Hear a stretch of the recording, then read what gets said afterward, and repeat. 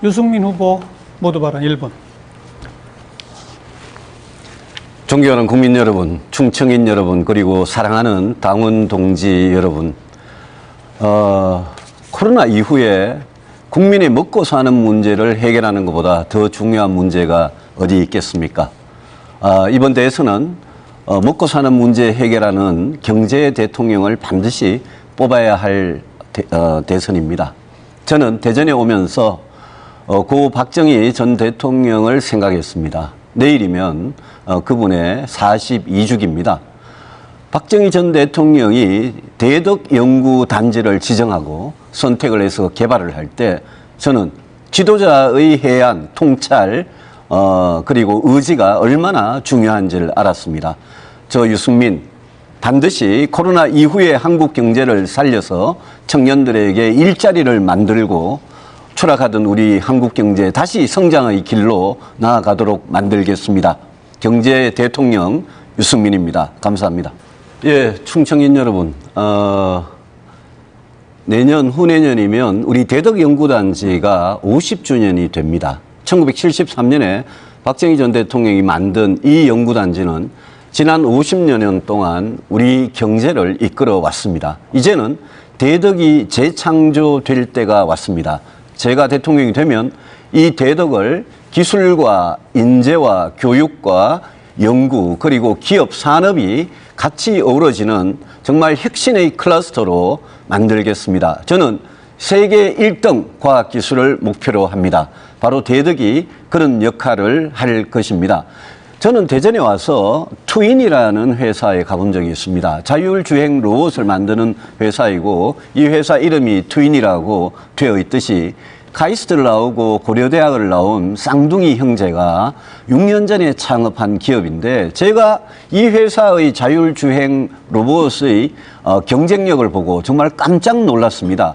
이 지역에서 배출된 인재들이 모여서 저런 첨단 기업을 만들 수 있구나라는 것을 제 눈으로 똑똑히 봤습니다. 저는 이런 기업들이 우리 경제의 미래라고 생각하고 이곳 대덕을 포함한 대전, 세종, 충남을 바로 1등 과학기술의 메카로 반드시 만들고 투자를 확대하겠다는 그런 말씀을 드립니다. 저희 대표 공약인 디지털 혁신인재 100만 명 양성도 바로 이곳이 그 공약의 실현 장소가 될 것이라는 점을 말씀을 드립니다.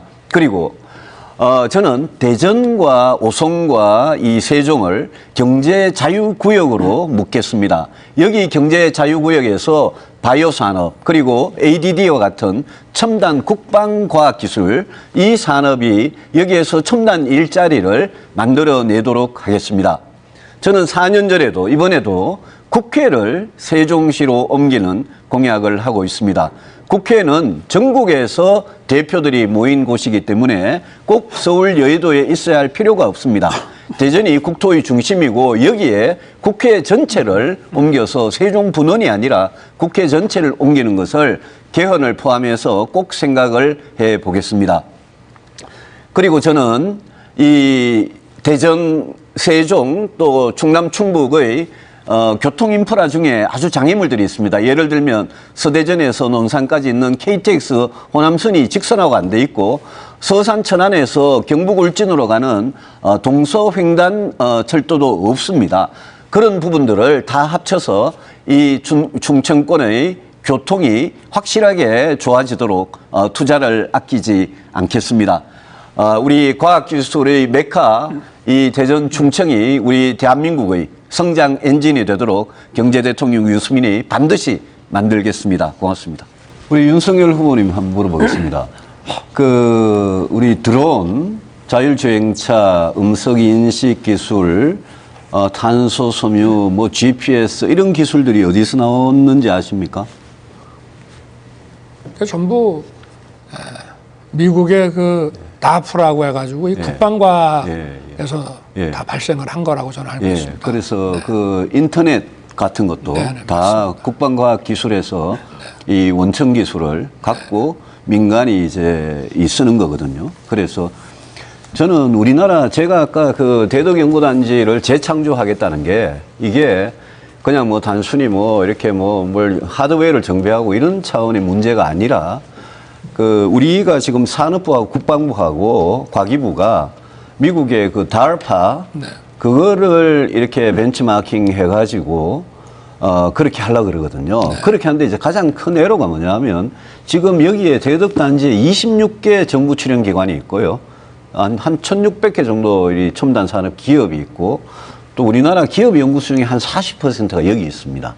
그러니까 이제 그런 인력, R&D 이런 거는 정말 집적이 돼 있는 데가 맞는데 근데 이제 우리는 왜 DARPA 같은 그런 걸 못하냐, 나사 같은 그런 걸 못하냐, 이게 그 문화랄까, 그쪽 컬처랄까, 뭐 이 소프트웨어랄까, 이런 부분이 우리가 따라갈 수가 없을 정도로 아주 첨단 기법으로 한 거거든요. 거기에 대해서 우리 윤 후보는 어떤 좀 대안을 갖고 계십니까?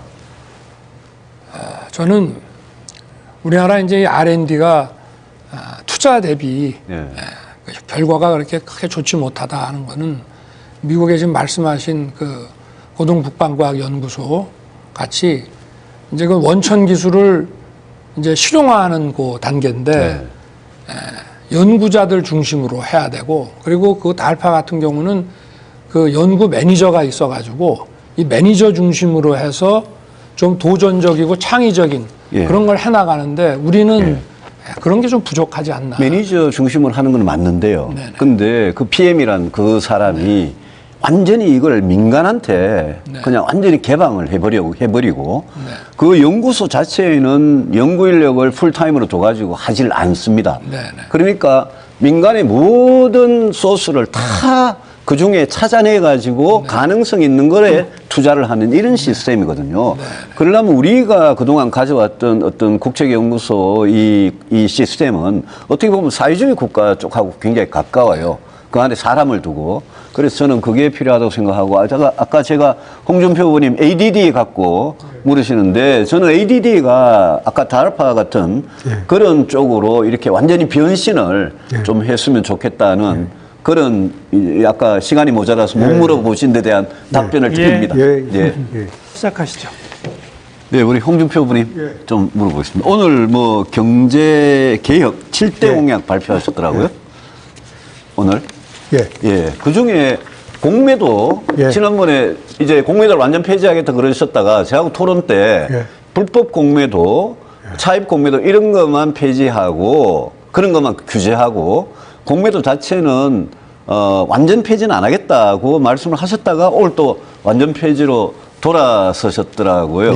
근데 잘 아시겠지만 이 큰 자본시장을 가진 그런 미국이나 영국이나 뭐 홍콩이나 이런 다른 나라들은 일본이나 공매도 금지 완전 폐지는 안 하거든요. 그 우리나라 개미 투자자들이 기관에 비해서 외국에 비해서 공매도 폐지를 원하는 거는 저도 잘 압니다. 근데 그거를 정치인이 대통령이 돼가지고 이걸 완전 폐지해버리면 그러면 이게 예상치 못했던 부작용 때문에 우리 뭐 동학개미, 우리 개미 투자자들한테 더 큰 피해를 줄 수도 있거든요. 그럼 그때 개미 투자자들 피해 보면 이걸 누가 책임집니까? 그리고 왜 이렇게 약간 좀 제가 보기에는 너무 급진적인 공약을 하셨더라고요.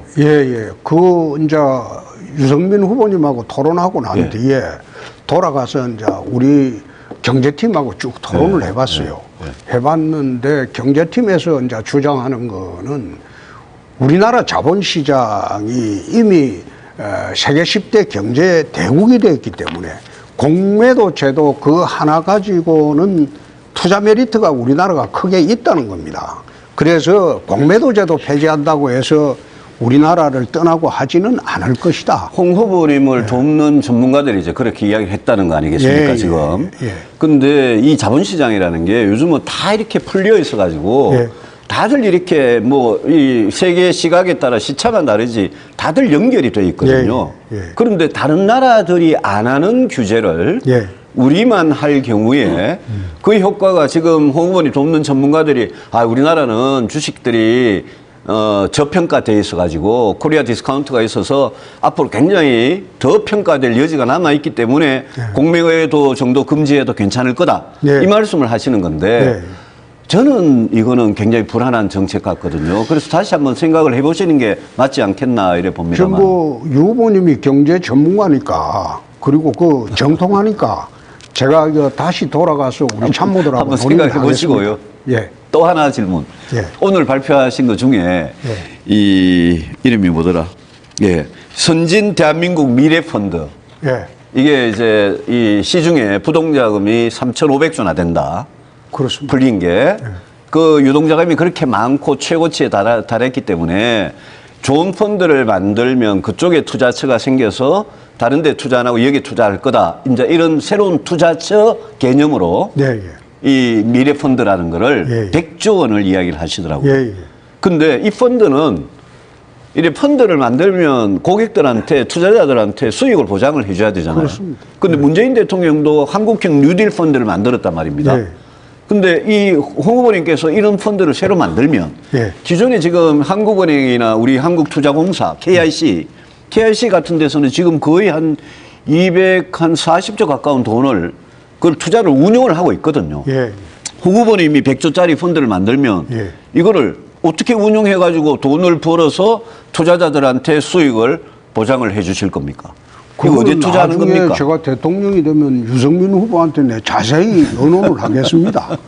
의논을 해서 아니. 어떻게 해서 수익이 나는지 그것까지 내 다 의논을 아니 하겠습니다. 이런 펀드를 100조라는 돈이 작은 돈이 아닌데 예. 분명히 민관이라 그러셨어요. 그렇습니다. 그러면 정부 예산도 들어간다는 이야기거든요. 그렇습니다.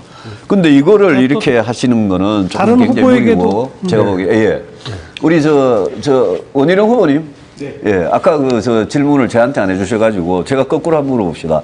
이재명 지사하고 경제 토론하면 우리 원희룡 후보님 자신 있습니까? 뭐로 이재명 지사를 이렇게 압도하실 건지 한번 말씀해 주세요. 저는 30초. 벌써 예. 예, 두 번이나 이재명 지사와 기본소득 가지고 토론을 붙은 적이 있습니다.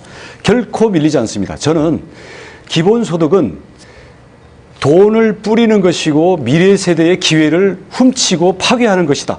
그리고 이재명 지사가 갖고 있는 재주는 돈은 모아서 힘이 생기는데 이거를 푼돈으로 만드는 재주를 갖고 있다. 나는 돈이 아니라 기회를 뿌리고 그리고 각자의 활력을 키우는 네. 국가 찬스로 예. 모든 사람들의 여기까지. 희망을 키우겠다. 압도를 할 겁니다. 잘 알겠습니다. 네. 예. 유승민 후보님, 네네. 지난 금년 5월 달에 그 신동아와 그 인터뷰에서 소위 이제 플렉시큐리티, 해고는 자유롭게 하되 그 사회 안전망은 튼튼히 보장을 해줘야 된다라고 네. 말씀을 하셨는데 이게 이번 대선에서의 공약으로도 들어가 있나요? 그렇습니다. 이 정책이 어제 있습니까? 노동공약 발표했는데 네. 그 핵심이 네. 이 유연하지만 안정적이고 공정한 노동시장입니다. 네. 예. 그러면 해고는 어느 정도 사용자나 기업에서 뭐 상황이 어려워지거나 뭐 어느 정도 기준으로 저는 그거는 해야 해고 관련 법을 노동법을 저는 개정할 문제라고 생각하고요. 지금 법이 허용하고 있는 정리해고 그거 이외에도 정리해고라는 긴박한 경영상 이유 아니겠습니까?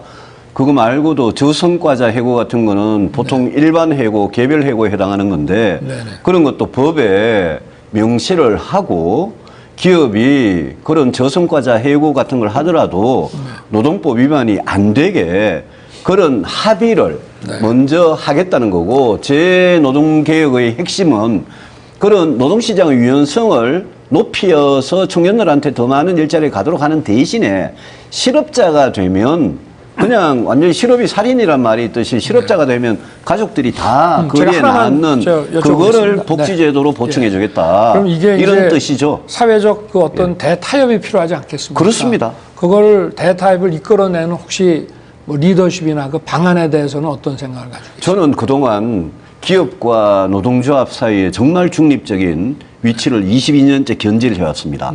이게 대통령이 공정하지 못하다고 양쪽 어느 한쪽으로부터 인식이 될 수 있으면 박근혜 대통령 때는 노동이 친기업적 아니냐 이러고 문재인 대통령은 네, 지금 시간이 기업이 여기까지 하시죠. 친노동이다 이러기 때문에 대통령이 공정해야 된다고 생각합니다. 후반부 또 기회 가지시기 바라고요.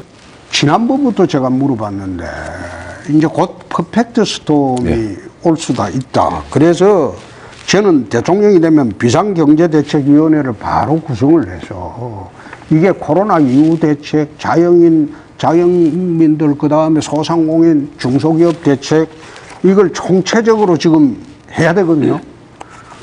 유 후보님 만약 그 대통령이 되시면 이 퍼펙트 스톰이 지금 경고를 많이 하는데 어떻게 대처를 해야 되겠습니까?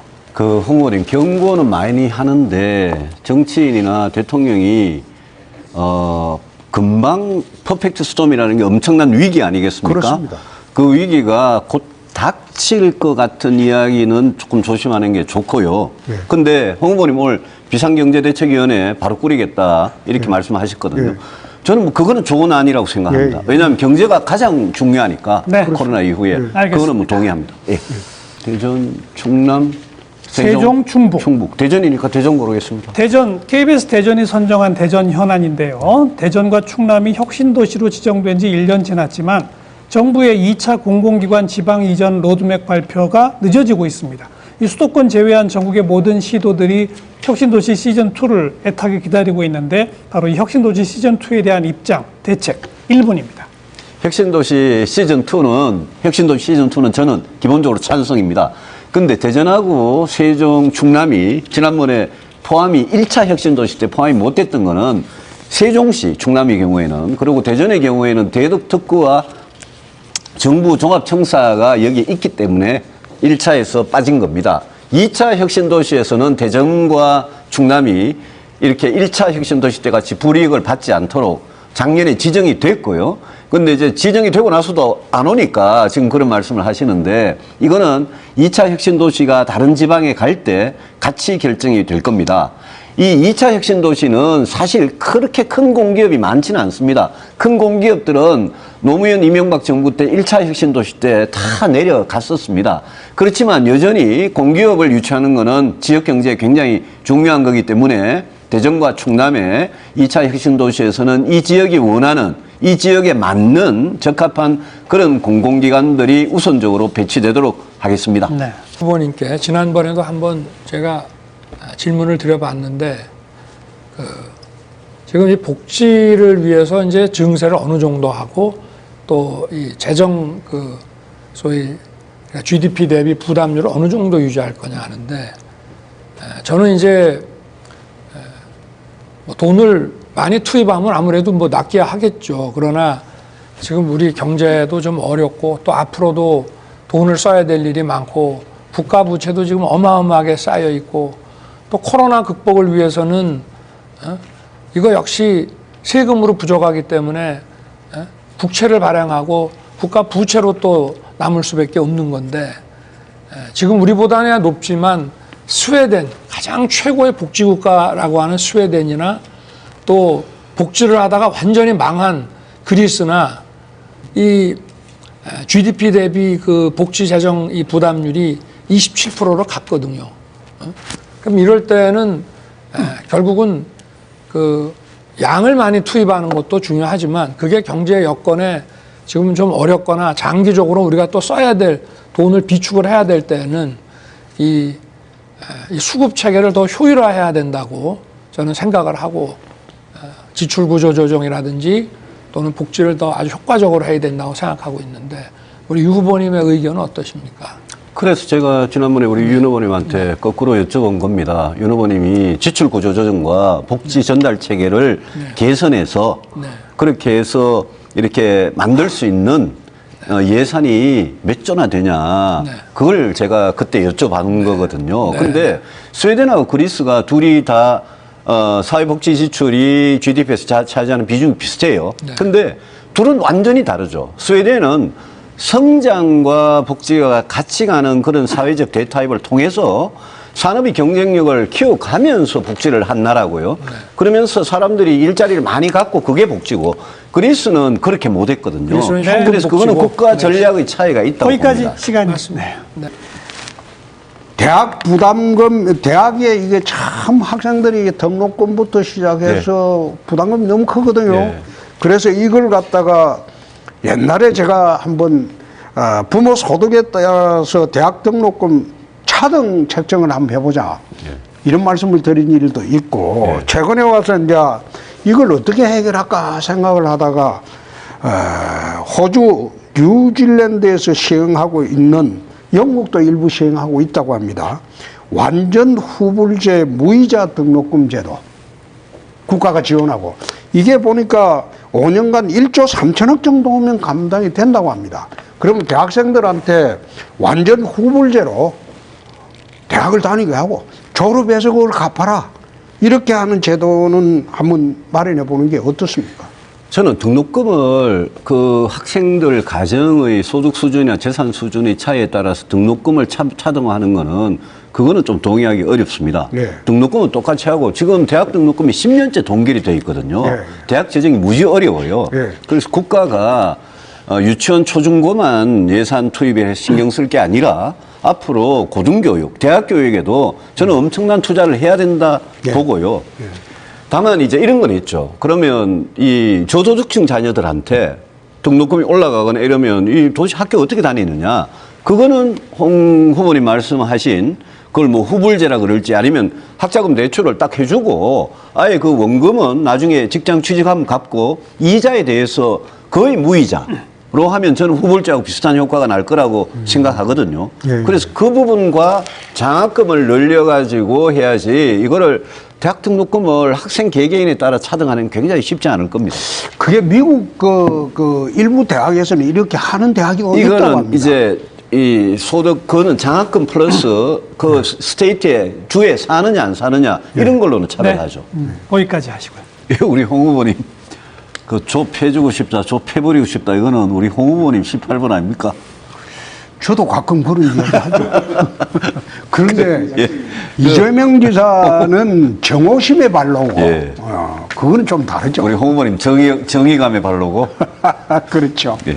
그 아까 언론 자유에 대해서 예. 제가 한번 여쭤볼게요. 예.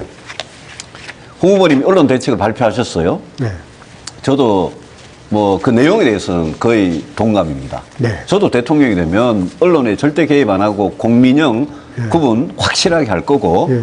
그다음에 언론사의 지배구조, 사장을 뽑고 이사회 이거 전부 다 정치 권력이 손을 뗄 겁니다. 예. 문제는 뭐냐 하면 KBS, MBC, YTN, 연합뉴스, 서울신문, 뭐 아리랑, 뭐 EBS 다 문제는 뭐냐 하면 정치 권력을 딱 잡으면 그걸 놓질 않아요. 예. 그 후보님은 지금 대통령이 되시면 그 사장 선임에 일체 개입 안 하겠다 하시는 겁니까? 네. 그러면 문제는 이거예요.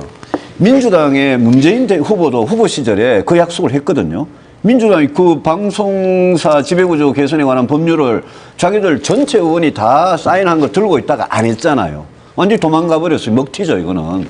근데 홍 후보님은 지금 문재인 정권이 임명해 놓은 KBS, MBC, YTN 이 사장들 이거 그냥 그대로 두실 겁니까?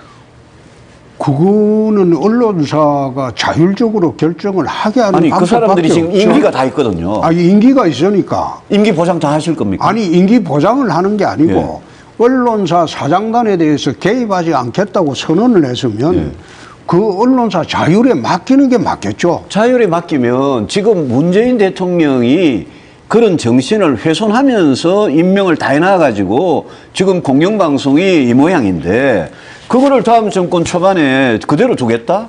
그게 말이 되겠습니까? 그걸 말이 안 되지만은 말이 안 저는 되는 일을 그걸 참고 그냥 하시겠다? 아니 언론을 통해서 언론의 자유시장론을 저는 이야기하는 겁니다. 자유경쟁. 풀어버리고 서로 이래 해가지고 엉터리 언론은 방송은 도태가 될 수밖에 없어요. 아니요. 그거는 시간이 네. 걸리는 거죠. 자유롭고 공정한 경쟁을 언론사 간에 해라. 그거는 다 좋습니다. 그리고 언론사 사장, 이사회 선임에 정치 권력은 개입을 안 하겠다. 다 좋아요. 다 좋은데 우리 지금 언론사의 현실을 보면 문재인 정권이 어떻게 보면 뭐 표현이 어떨지 모르겠습니다. 뭐 문재인 정권이 대통령과 민주당과 이 정권이 어떻게 보면 개판을 치놓은 이 공영방송 정부 통제하에 있는 방송사, 신문사들의 이 인사를 그대로 두고 다음 정권을 시작을 하겠다? 언론이 굉장히 중요한 권력의 한 축인데 그걸 어떻게 그렇게 하느냐 이거죠. 나중에 대통령이 됐을 때 그 처리하는 방법을 좀 가르쳐 주십시오. 예, 제가 처리하겠습니다. 합리적으로. 예. 그리고 우리 윤석열 후보님 질문하겠습니다. 그 배달 음식 시켜 드셔보셨죠? 뭐 아주 가끔 먹습니다. 거기 오면 그 배달 노동자들 있지 않습니까? 네. 그 소위 말하는 뭐 오토바이 타고 다니고 네. 전동 플랫폼. 킥보드도 타고 다니고 어떤 분들은 뭐 가까우면 걸어서 오기도 하고 자전거 타기도 하고 이분들이 이제 오토바이 타고 다니는 라이더라고 그러지 않습니까? 이분들의 안전이나 처우에 관한 소위 말하는 플랫폼 노동자죠. 거기에 대해서 어떻게 생각하십니까? 이분들이 그런 일반 근로자들에 비해서 너무 열악하기 때문에 저는 이제 또 처우도 뭐 배달 한번 하는데 뭐 얼마 이렇게 하다 보니까 소득도 일정하지 않고 그래서 지금 이분들에 대해서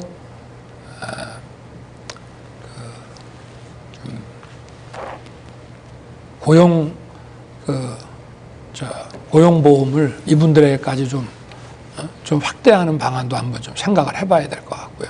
고용보험을 네네. 이분들이 그러면 고용보험에 가입하게 만든다? 근데 이제 어렵기는 한데 네. 정부가 좀 그리고 잘 안 들어오려는 경향도 있거든요. 그래서 이분들이 네. 여러분님 네. 이분들이 다니면서 네. 이분들이 안전사고나 뭐 소득 문제도 있지만 또 이렇게 뒤집어서 보면 이분들이 보행자들한테 굉장히 좀 위협이 되고 네. 교통사고를 유발하는 그런 측면도 있거든요. 네네. 그래서 저는 이 플랫폼 기업이 있지 않습니까? 그렇죠. 뭐 배달의 민족이다.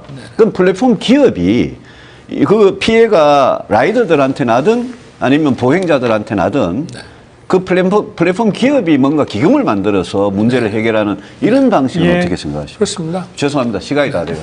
네네. 마무리 1분. 예, 어떻게 보셨습니까? 코로나 이후에 대한민국이 해결해야 될 가장 중요한 문제는 30년째 추락해온 경제를 다시 일으키는 겁니다.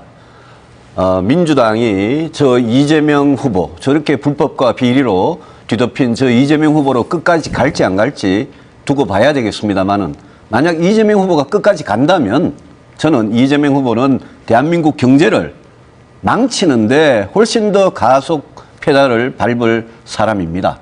저 유승민은 22년 동안 경제면 경제 또 국가안보면 국가안보 정말 철두철미하게 준비해왔습니다.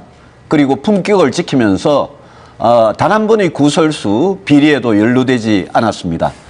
정말 깨끗하고 당당하고 개혁적이고 그리고 무엇보다도 시대의 문제를 해결할 수 있는 능력, 그 능력을 가진 후보가 대통령이 돼야 됩니다. 경제 대통령 유승민이 네. 대한민국을 구하겠습니다.